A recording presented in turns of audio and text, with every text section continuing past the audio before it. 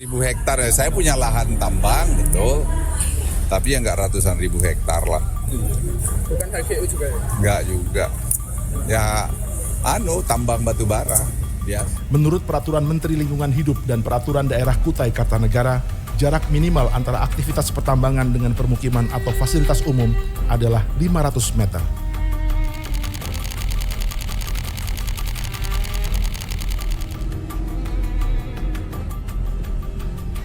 Selamat datang kembali ke podcast Jehu, Andrew, dan Bara. Silakan Andrew. Oke teman-teman, hari ini kami akan membahas tentang tambang batu bara. Tambang batu bara ini dikatakan untuk pembangunan. Namun justru sebaliknya. Tambang batu bara ini akan menimbulkan banyak masalah-masalah. Betul tuh Drew, tepatnya ada di kota Samarinda, di Kalimantan Timur. Gimana tuh Bar detailnya? Detailnya gini, Kalimantan itu kan dikenal sama pertambangan batu bara, jadi banyak dong tambangan. Tapi masalahnya di kasus ini, tambangnya itu nggak kecil tapi luas banget. Sampai-sampai terjadi pencemaran ekosistem sama lingkungan. Di kasus ini, di pembahasan ini, kita bakal coba menggali lebih dalam tentang tambang batu bara ini. Let's go! Let's go.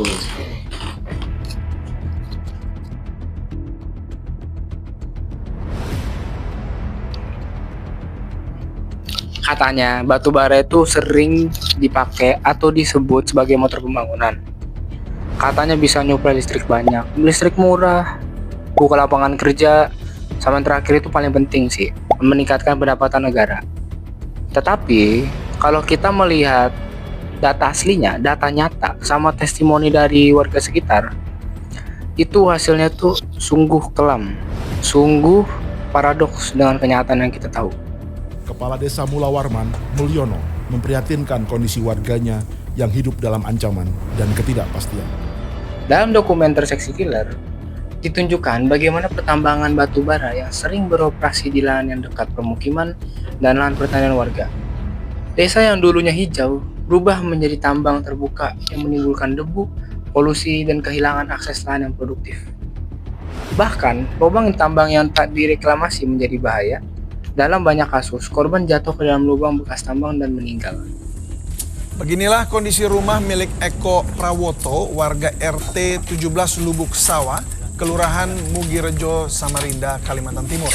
Rumah roboh akibat pergeseran tanah dan diduga akibat tambang batu bara yang beroperasi sejak beberapa bulan lalu. Di Kalimantan Timur, terdapat banyak kasus warga rumah ambles, dikarenakan hanya berlokasi 500 meter dari penambangan.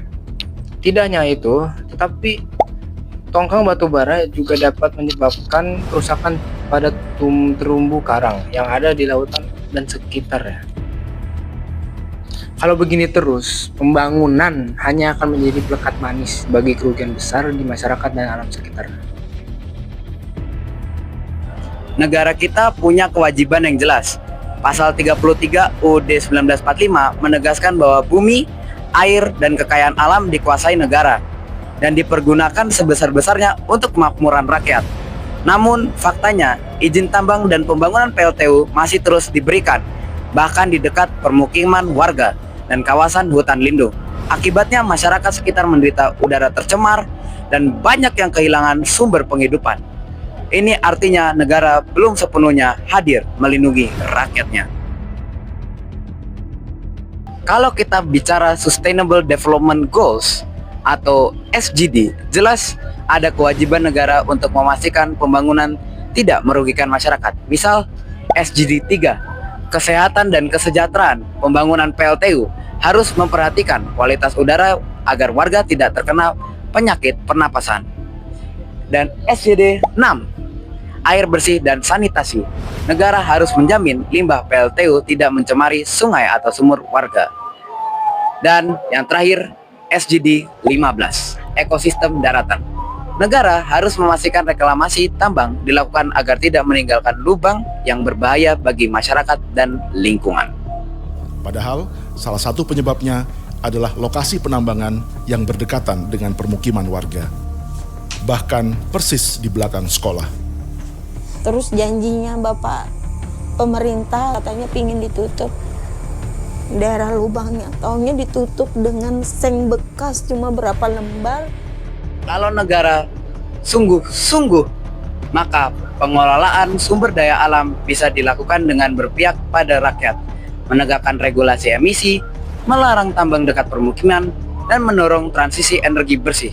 Dengan begitu, pembangunan tidak menjadi beban, tetapi menjadi jalan menuju kesejahteraan yang berkelanjutan. Menurut Rencana Usaha Penyediaan Tenaga Listrik atau RUPTL, hingga tahun 2027, 54% listrik kita masih dari batu bara. Sementara energi terbarukan seperti angin, matahari, dan air hanya sekitar 22%. Kita tidak bisa diam. Berikut beberapa solusi konkret yang bisa segera diterapkan. 1. Reklamasi pasca tambang dengan standar ilmiah. Para dosen UGM menyebut bahwa reklamasi harus melalui 6 langkah utama. Penyiapan lahan, penataan tapak, pengendalian erosi, pengolahan lapisan tanah, revegetasi dengan spesies asli, dan pengamanan lahan. Ini agar lahan bekas tambang dapat pulih secara ekologi. Pemanfaatan lahan bekas tambang untuk tanaman bernilai ekonomi. Dari penelitian Universitas Kutai Kartanegara, lahan bekas tambang yang sudah dikaji bisa ditanam komoditas seperti melinjo, kayu putih, jambu mate, atau sengon, tergantung kondisi pH dan iklim lokal. Teknologi PJU hibrid surya plus angin sebagai contoh inovasi energi lokal.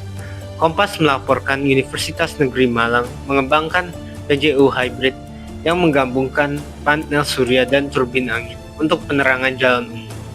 Bisa menjadi model skala kecil di desa-desa agar tak tergantung PLT. Jadi hasil akhirnya, paradoks pembangunan itu adalah satu hal yang harus kita sadari. Kita nggak bisa terus-menerus mengorbankan nyawa rakyat cuman untuk angka ekonomi. Betul tuh Bar, harusnya negara hadir untuk rakyat dan mengadili semuanya itu. Dan mencapai SDG atau Sustainable Development Goals.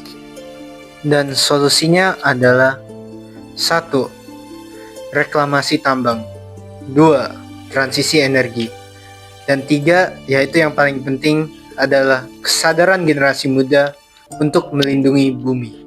Terima kasih sudah menyaksikan talk show kami. Mari kita jaga Indonesia untuk hari ini dan untuk generasi yang akan datang. Demi Indonesia maju!